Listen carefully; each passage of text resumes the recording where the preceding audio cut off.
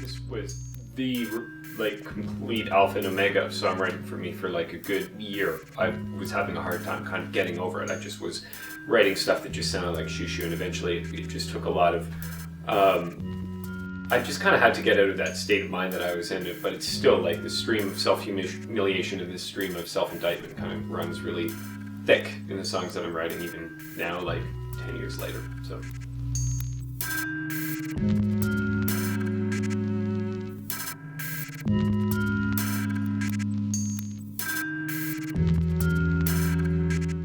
Hi, my name's Owen Pallett. I'm a violinist and singer and arranger. My favorite record, or the most influential record in my life, and the record is Xiu Xiu's A Promise from 2003.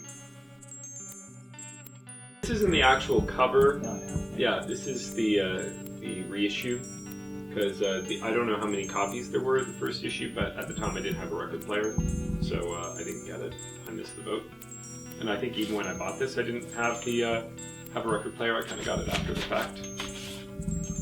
But there's also, this is put out by Collective Jerk, this edition. The famous Yellow Swans also on that label. Portland Bike Ensemble. Really great label. You know, I mean, I've always had the opinion that, you know, your favorite record should be able to shift at any given time or mood, but I mean, Xiu Xiu this record was really the record that I heard, and it completely changed the way that I wrote songs and the way that I interpreted music. And at the time, there was like a lot of sort of camp and dry humor music that I wasn't understanding. Like, I didn't get the Smiths, I didn't get pulp. Like, I would just kind of listen to it and appreciate it in this very academic sort of way about, you know, how it was a catchy melody and like the production was nice, but I didn't understand like Morrissey's thing. I didn't understand Jarvis Cocker. I didn't understand. I just would listen. I would be like not able to kind of really parse it. And then when Xiu Xiu comes in and he's just kind of entering into this mode of self-humiliation and self-satire constantly, and it's really over the top, it was just suddenly like, oh, I understand. I understand that this is like music that's created to this different purpose and this different way of communicating.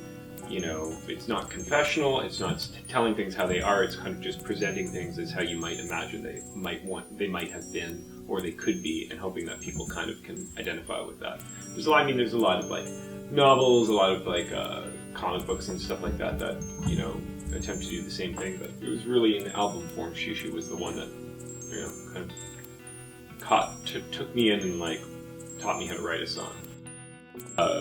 The changing way of dissemination of information, and it used to be liner notes, and people had this physical way of engaging with, you know, an artist, you know, pictures and the gatefold and stuff like this, and how that's changed, and now there's less of a connection and less of a dialogue. And I don't think that owning a vinyl record and owning an MP3 are the same thing. It's just they sound different, you interact with them differently. I just think that digital media is essentially this new way of dissemination of information, which is much more economical and much more egalitarian, and offers an opportunity for a non-capital based method of art production, which I think is fantastic. And I just think that it's a different thing. You know, I love paying money for slabs of wax that sound amazing, you know what I'm saying? But at the end of the day, like, if I want to learn about something, I'm glad that I can learn about it at a touch of a button. You know, your art is going to call for social commentary and call for change, but that the victim is going to be yourself. You're going to, you know, be eviscerating yourself on record, as opposed to snidely calling out, you know, this person or that person, or and that means a lot to me. And you can kind of, I mean, I guess you can kind of see it a bit in the album cover that he's just like, screw it, you know, this is what I'm going to do. I mean, he had a label for a while that put out his fourth record, La Forêt, came out on a label that he just had himself called Fuck the World, FTW, and was tied together with a ribbon. And it's just a very fabulous way of kind of burning oneself in the square that I just really, you know, gravitated towards.